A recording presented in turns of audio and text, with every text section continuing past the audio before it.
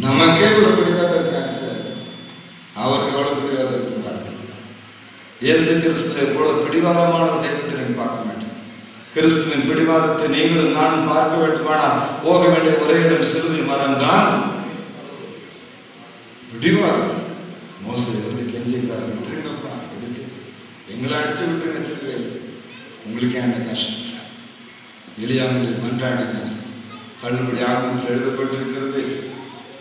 ஆகாம் வந்து கதறினார், ஐயா எனக்கு அந்த சிலுவை கொடுத்து விட்டாரா? என்ன ஆனாலும் சரி உயிரை கொடுக்காம விடமாட்டேன். என்ன ஆனாலும் சரி கடைசி சொட்டு ரத்தத்தை சிந்துகிறவரை விடமாட்டேன். என்ன ஆனாலும் சரி என் பிள்ளைகளுக்காக நொறுக்கப்படாமல் விடமாட்டேன். என்ன ஆனாலும் சரி மரணத்தை ருசி பார்க்க விடமாட்டேன். ரோம போர் சேவகர்களே, எத்தனை முறை வேண்டுமானால் அடித்துக் கொள்ளுங்கள், நொறுக்குங்கள், என் உடல் இருக்கிற அத்தனை சதையும் கிழிந்து தொங்கட்டும், அத்தனை சொட்டு ரத்தமும் தரையில் ஆராய் வாய்ந்து ஓடட்டும். ஆனால் என் பிள்ளைகளுக்காக எடுத்த முடிவில் இருந்து நான் பின்வாங்க போவதில்லை. என்ன ஆனாலும் சரி I shall die for my children. விடமாட்டேன்.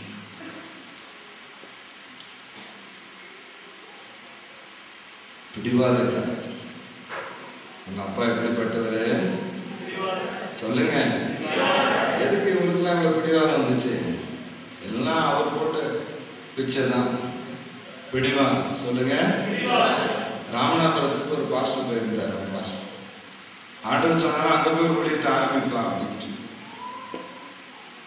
அங்க கிணத்தாங்கரையில நின்று பிரசங்கம் பண்ணிட்டு அது சொன்னாரா, திரும்ப நான் ஒவ்வொரு வாரமும் வருவேன், ரெடியா இருக்கேன் அப்படின்ட்டு. ஊர் தலைவர் அவரை பிடித்து கிணத்தாங்கரையில் துணியை துவைக்கிறாங்க, துவைச்சு அடிச்சு நொறுக்கி அடுத்த வாரம் அவருக்கு அடுத்த வாரம் உயிரோட போனாராங்க நான் திரும்பி வருவேன். செத்து போயிட்டார் நினைச்சு விட்டுட்டு ஓடி போயிட்டாங்க. 5-6 மணி நேரம் கழிச்சு மெல்ல போத கண்ணை திறந்து பார்க்கும்போது நினைச்சாலும் பரலோகத்துல இருக்குமா பூமியில இருக்குமா தெரியலடா. கண்ணை திறந்து பார்த்துட்டு அடடா பரலோகமும் பூமி மாதிரி தான் இருக்கு. அப்பதான் யோசித்து பார்த்தாரா, அங்க ஒரு அரசாங்கத்தில் எழுதப்பட்ட வசனம் இருந்துச்சு, நன்றி. அடடா இன்னும் தான் கிடக்குமா? எந்திரிச்சு அந்த ஊரை விட்டு நீ இந்த பக்கமே வரக்கூடாதுடா, முரட்டாட்டமான ஆட்களா இருக்காங்கன்னு ஊரை விட்டு போகலாம் முடிவு பண்ணிட்டு அந்த போர்டை தாண்ட போறேன், சைன் போர்டை தாண்ட போறேன். திரும்ப எட்டு பார்த்தா, நன்றி, உங்கள் வருகைக்கு நன்றி, மீண்டும் வருகை. ஆண்டவரையே பேசுற மாதிரி இருந்துச்சு.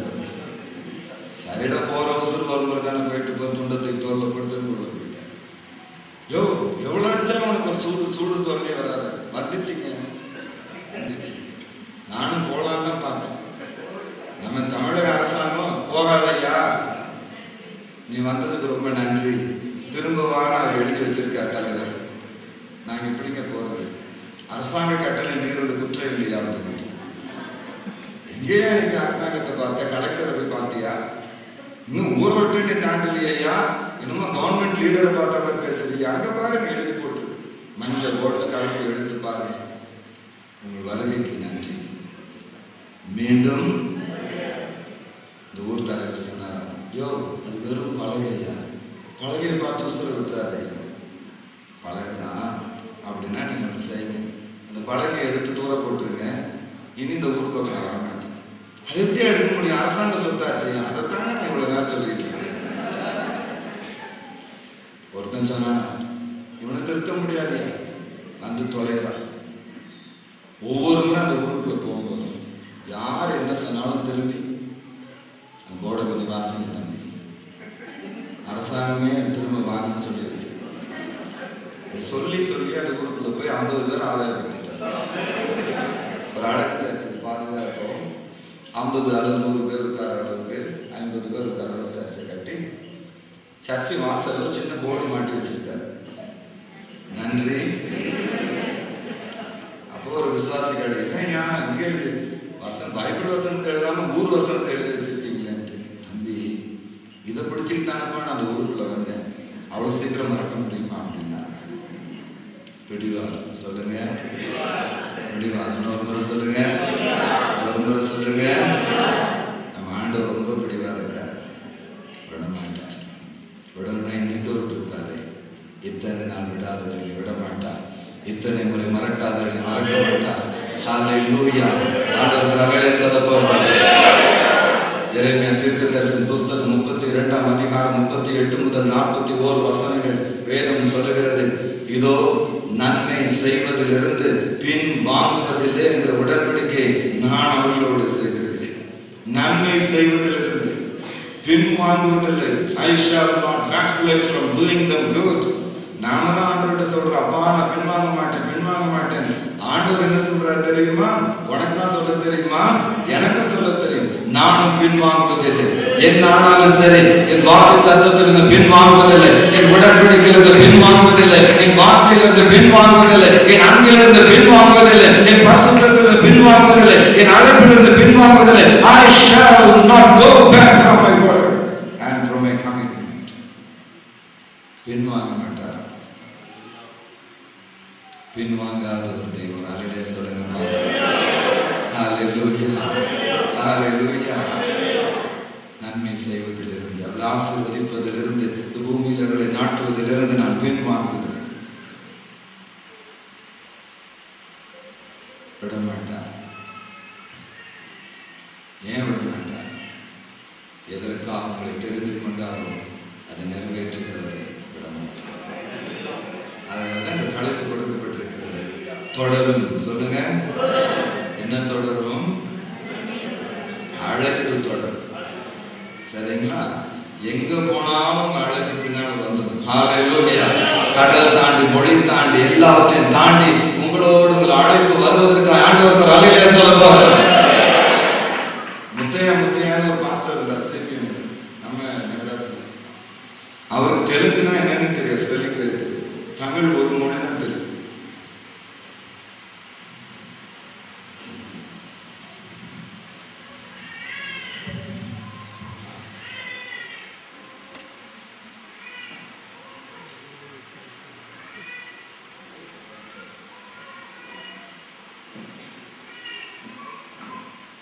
அப்ப ஆந்திராவுக்கு ஒரு ஊழியத்துக்கு போயிட்டார்.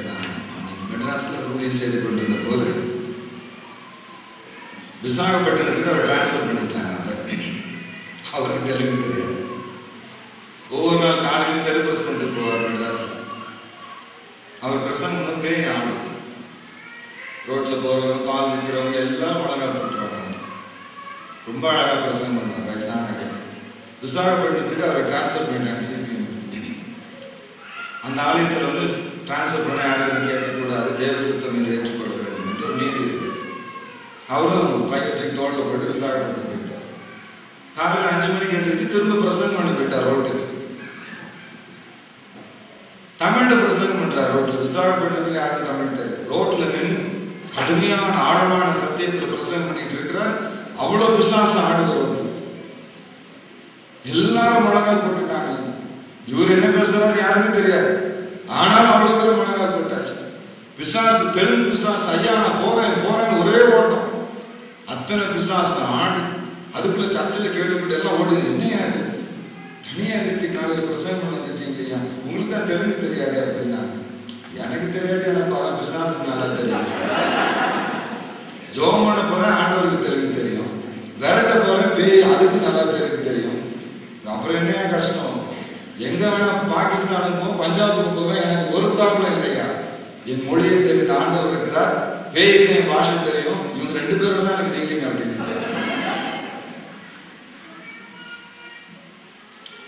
தொடரும். சொல்லுங்க, தொடரும். அழைப்பு தொடரும்.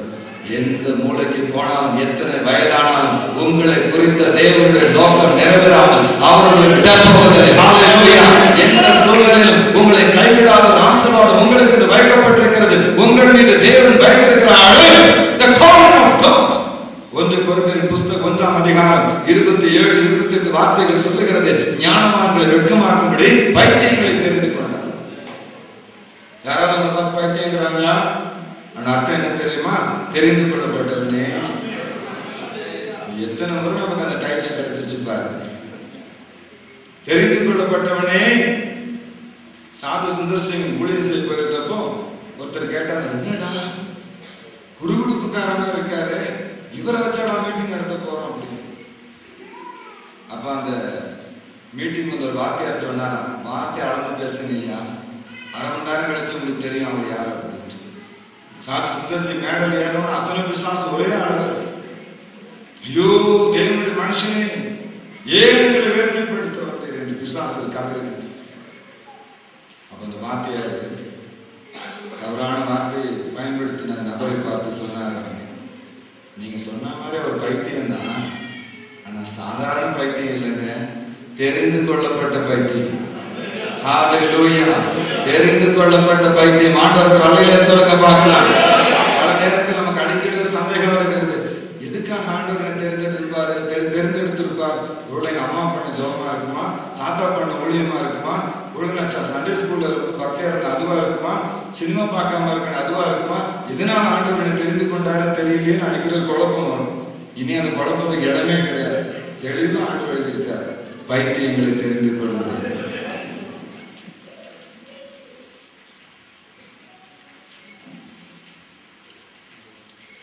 சினிமா பைத்தியம், பொடி பைத்தியம், சிகரெட் பைத்தியம், வேற என்ன பைத்தியம் இருக்கு சொல்லுங்க, சொல்லுங்கம்மா. வெத்தலை பார்க்க பைத்தியம். ஒரு பைத்தியத்தை நீ ராத்திரி அவர் விடுறாங்க. பைத்தியங்களை தெரிந்து கொள்ளும் தேவன். ஹல்லேலூயா. எங்க ஊர்ல மனைவிமாரை பார்த்து அட பைத்தியம் மேம்பா, ஆனா அந்த மாதிரி ஜபத்துல தான் இவர் வண்டி ஓடிக்கிட்டு இருந்தா அவருக்கு தெரியாது. அம்மாமார்களை பார்த்து பிள்ளைகளுக்கு ரொம்ப இழக்காரு, போமா உனக்கு ஒண்ணும் தெரியாது, உனக்கு என்ன தெரியும்? பைத்தியங்களை தெரிந்து கொள்ளுகிற எந்த தகுதியினால் உலகம் உங்களை நிராகரிக்கிறதோ அதே தகுதியினால் கர்த்தர் உங்களை தெரிந்து கொண்டதற்காக ஆண்டவருக்கு ஸ்தோத்திரம். ஹல்லேலூயா. ஞானமில்லை, படிப்பில்லை, தகுதியில்லை ஒரே காரணத்திற்காக உலகம் உங்களை நிராகரித்திருக்கும் பொழுது அதே காரணத்திற்காக உங்களை தெரிந்து கொண்ட தகவலுக்கு ஸ்தோத்திரம். பைத்தியங்களை தெரிந்து கொள்ளுகிறது. ஆங்கில புஸ்தகத்தில் இன்னொரு மொழிபெயர்ப்பில் fools என்று எழுதப்படும் முட்டாள்கள், இன்னொரு மொழிபெயர்ப்பில் பிழைக்க தெரியாதவர்கள் எழுதப்படும். பிழைக்க தெரியாதவர்களை தெரிந்து கொள்ளுங்கள், முட்டாள்களை தெரிந்து கொள்ளுங்கள். நம்முடைய உண்மையான பர்த்டே ஏப்ரல் 1ஆம் தேதி தான்.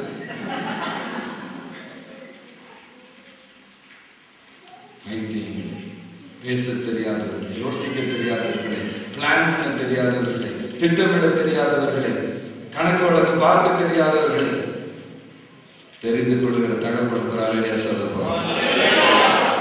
பலவான்களை வெட்கமாக்கும்படி விலகினரை தெரிந்து கொண்டார், இருக்கிறவர்களை வெட்கமாக்கும்படி இல்லாதவர்களை தெரிந்து கொண்டார். அதை குறித்து நாம் பிறகு மற்ற சமயத்தில் பார்க்க போகிறோம்.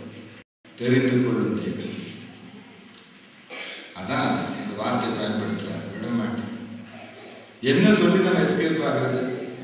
ஞானம் இல்லைன்னு சொன்னா இந்த கொடுக்குறேன் பாரு, பலம் இல்லைன்னா இந்த அதையும் வாங்கிக்கிறேன் பாரு, காசு இல்லைன்னா எவ்வளவு வேணும்னு கேட்பாரு, ஆள் இல்லைன்னா 700 கோடி பேர் வச்சிருக்கோம்ப்பா, எத்தனை பேர் தள்ளி எடுத்துக்கப்பா, எல்லாம் உனக்குதான். எதை சொல்லி நாம் தப்பிக்க போகிறோம்?